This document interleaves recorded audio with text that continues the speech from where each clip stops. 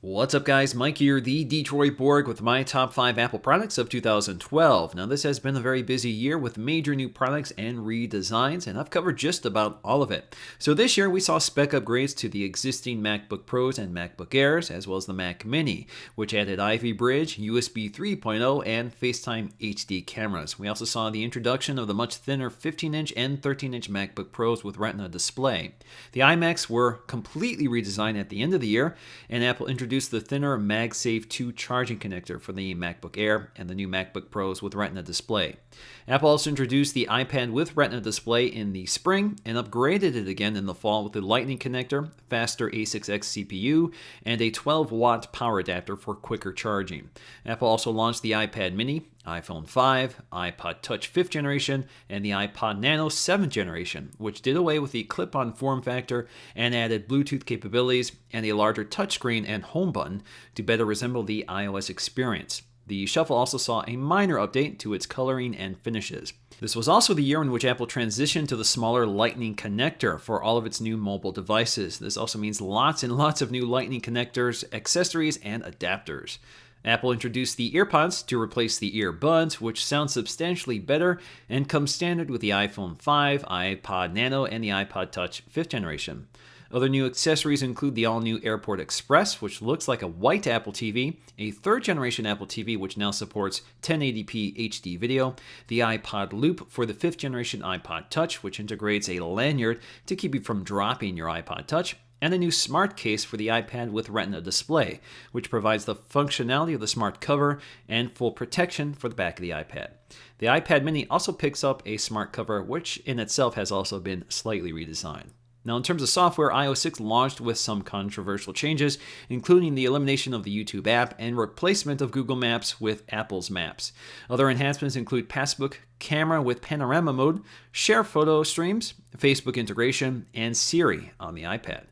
OS 10.8 or Mount Line brought a lot more iOS to the Mac, including a notification center, AirPlay mirroring, Twitter and Facebook integration, Share Sheets, Game Sensor, Gatekeeper for stricter app security, voice dictation, iMessaging, and updates to Safari, which brought iCloud tabs and a unified search bar.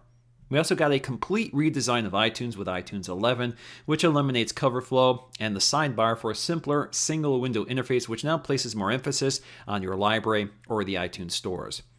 So without further ado, let's count down what I picked for my top 5. For number 5, I've chosen the new iMac. So the iMac has been completely redesigned with a much thinner 5mm edge with all new internal specs including Ivy Bridge processors and USB 3.0. They've also eliminated the optical drive, moved the SD card to the back, and laminated the LCD screen to the glass panel, which is now 75% less reflective. Now, the major new feature is optional, which is the Fusion drive, which combines the speed of flash storage and the cheap capacity of a hard disk drive. This means that you can get the read-write speeds of an SSD, but the capacity of a hard disk drive. And so far, I've been incredibly happy with this feature. For the most part, it feels like I'm using an SSD at all times without the storage compromise. So overall, the iMac looks and performs much better than before, but the future changes are fairly incremental, and really this is pretty much a design update, and it does look pretty good. For number 4, I've chosen the 3rd and 4th generation iPad with Retina display. Now, the 3rd generation iPad introduced in March quadrupled the pixel density of the 2nd gen iPad and enhanced other display qualities such as color accuracy and contrast. This makes the iPad with Retina display one of the best mobile displays on the market. Apple also bumped up the specs to drive all of those pixels and increased the size of the battery, which took longer to charge. The increased specs and battery also means the iPad became slightly thicker and noticeably heavier, while others complained that it just ran too warm. Now, the 4th gen iPad, introduced in October, further bumped up the internal specs and added a FaceTime HD camera, and also included the new Lightning connector.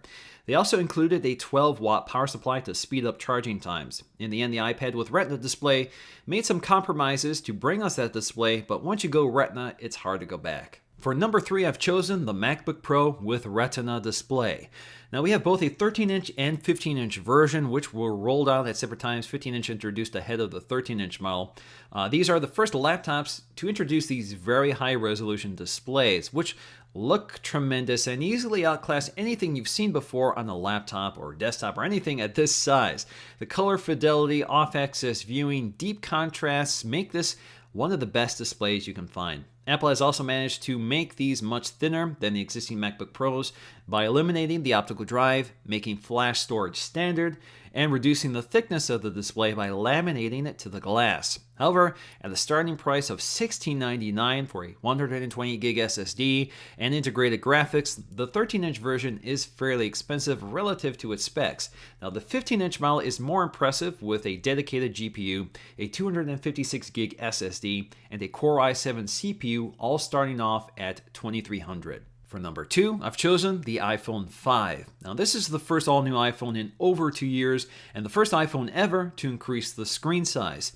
So going from 3.5 to 4 inches, the iPhone 5 is still one of the smaller smartphones available right now, but the display is still one of the best and remains easy to use one-handed.